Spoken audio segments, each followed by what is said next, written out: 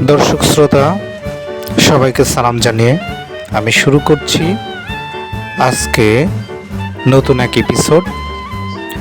আমাদের আজকে গন্তব্যস্থল হলো ইস্কাটন গার্ডেন, যাকে ব্রক টাওয়ার বলে, যেখানে আপনার এনটিআরসির যে শিক্ষক নিবন্ধন পরীক্ষা, যে পরীক্ষার্থীরা সারা বাংলাদেশ থেকে আসেন যারা পরীক্ষা দেবেন, আমাদের জানা আছে বা আমরা অনেকেই এই ইস্কাটন গার্ডেন বা বোরাক টাওয়ার বা এনটিআরসি যে কার্যালয় আছে সেটা অনেকেই চিনি না।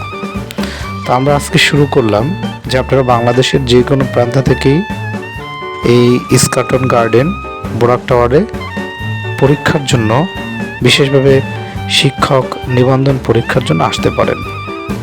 তা আমরা আজকে দেখাবো যে আপনারা কিভাবে আপনার গন্তব্যস্থলে যাবেন। আপনি যদি বাংলাদেশের যে কোনো জেলা বা যে কোনো বিভাগ থেকে, উপজেলা, যেখান থেকে আসেন না কেন, আপনাকে প্রথমে কিন্তু আসতে হবে, হয় গুলিস্তানে আসবেন, বাংলাদেশের রাজধানী ঢাকা শহরের, অথবা আমরা আজকে কিন্তু এই যে signboard Chittagong road Kashpur bridge, অর্থাৎ ঢাকা চট্টগ্রাম অথবা সিলেট যে হাইওয়ে আছে, আমরা সেই হাইওয়ে চিটাগাং সাইনবোর্ড থেকে রওনা দিলাম সিএনজি করে। আপনারা দেখতে পাচ্ছেন যে সেখান থেকে আমরা গন্তব্যস্থলে ছুটে চললাম।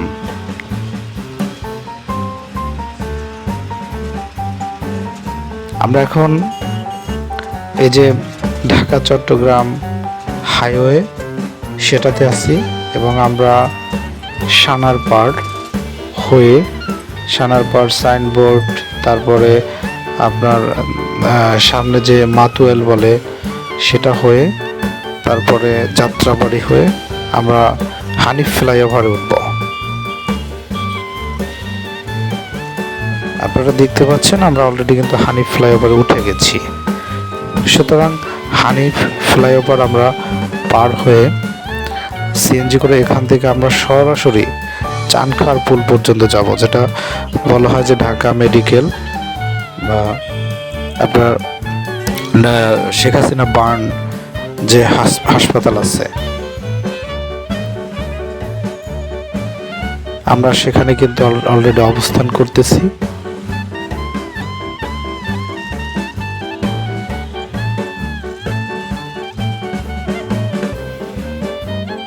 না, আমরা একটা জ্যামের ভেতরে পড়ছি, যে জ্যামটা হলো আপনার যাত্রাবাড়ির আগে যে একটা জ্যাম পড়ে। এখানে সবসময় আপনারা খেয়াল রাখবেন আপনাদের গন্তব্যস্থলে যাওয়ার আগে, অর্থাৎ জ্যামের কথাটা আপনারা মাথায় চিন্তা করবেন। আমরা তো এখন রমজানে ভেতরে যাচ্ছি, এই রমজানে একটু জ্যামটা বেশি থাকে, আবার এমনিতেও সবসময় এখানে জ্যাম থাকে, প্রচুর জ্যাম থাকে। জ্যাম ছেড়ে আমরা আবার আমাদের গন্তব্যস্থলে ছুটে চললাম।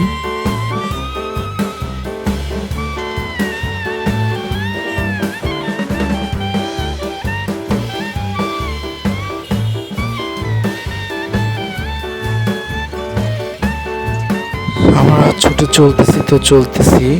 আমরা আসলে শঙ্কায় ছিলাম যে আসলে আমাদের পরীক্ষা যেহেতু 11:30টায় হবে, আসলে আমরা কয়টায় গিয়ে সেখানে পৌঁছাই, এটা আমাদের একটা চিন্তার বিষয় ছিল।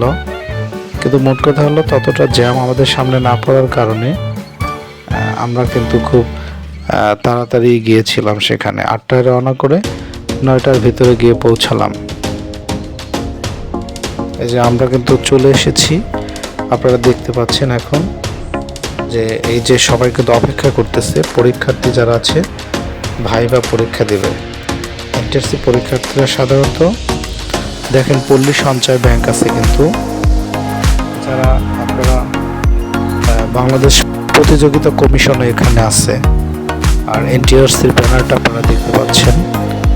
তা আপনারা যে যেখান থেকে আসেন না কেন, অবশ্যই আপনারা সুচিন্তিতভাবে আসবেন, টেনশনের কোনো উপায় নেই।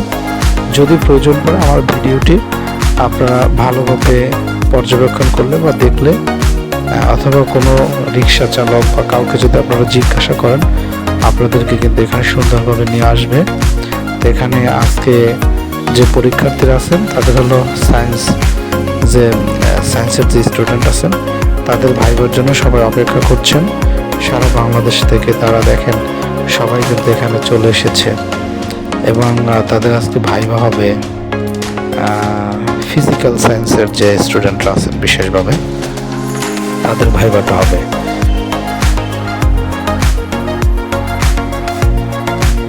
তো আমি একটু আপনাদেরকে সব কিছু ঘুরিয়ে দেখালাম। অবশ্যই ভিডিওটি লাইক এবং কমেন্টস করতে ভুলবেন না।